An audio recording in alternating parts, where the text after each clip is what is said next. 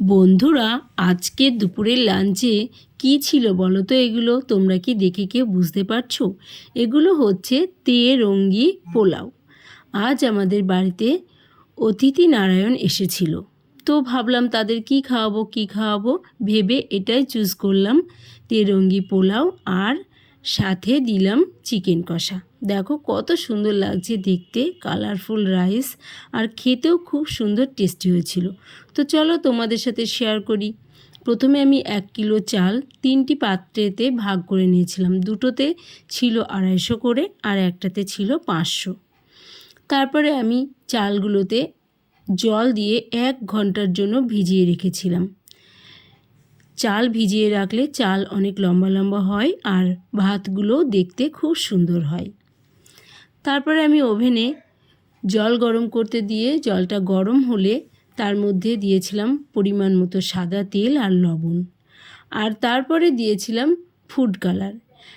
একটা হাঁড়িতে দিয়েছিলাম রেড ফুড কালার আর একটাতে দিয়েছিলাম ইয়েলো ফুড কালার, আর একটা হাঁড়িতে সাদা রঙের রাইস করেছিলাম কালার ছাড়া।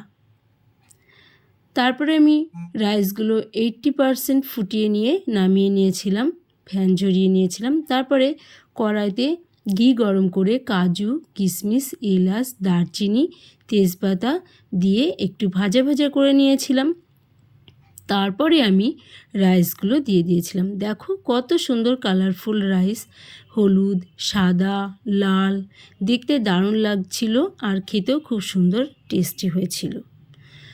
তারপরে আমি কড়াইতে ওই কাজু, কিশমিশ, এলাচ, দারচিনি, তেজপাতার মধ্যে হলুদ রাইসগুলো দিয়ে দিলাম, আর তারপরে আমি লাল রাইসগুলো দিয়ে দিলাম।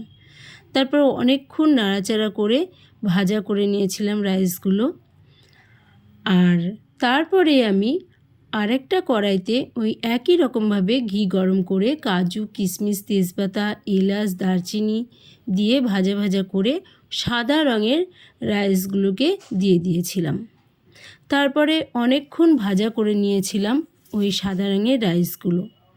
তারপরে আমি উপর থেকে আবারও একটু ঘি দিয়ে দিয়েছিলাম, তারপরে আবার একটু নাড়াচাড়া করে নিয়েছিলাম। আর এই তেরঙ্গি পোলাওতে আমি চিনি দিইনি, এটাকে আমি চিনি ছাড়াই করেছিলাম।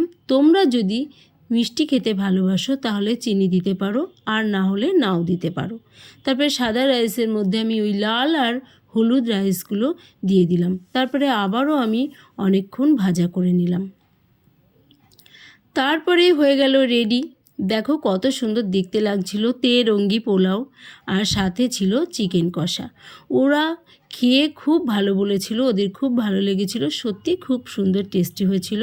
আর ছোট বাচ্চাটা তো বলছিল এরকম ভাত আমি কোনোদিনও খাইনি, খুব মজা করে খেয়েছিল। তোমরাও বাড়িতে একদিন বানিয়ে খেও, না হলে টেস্টটা বুঝতে পারবে না। আর আমার ভিডিওটি যদি ভালো লাগে তো লাইক, শেয়ার, কমেন্ট করো, আর প্লিজ চ্যানেলটি সাবস্ক্রাইব করে দিও, আর আমার পাশে থেকো। টাটা, বাই, আজকের মতো এখানেই।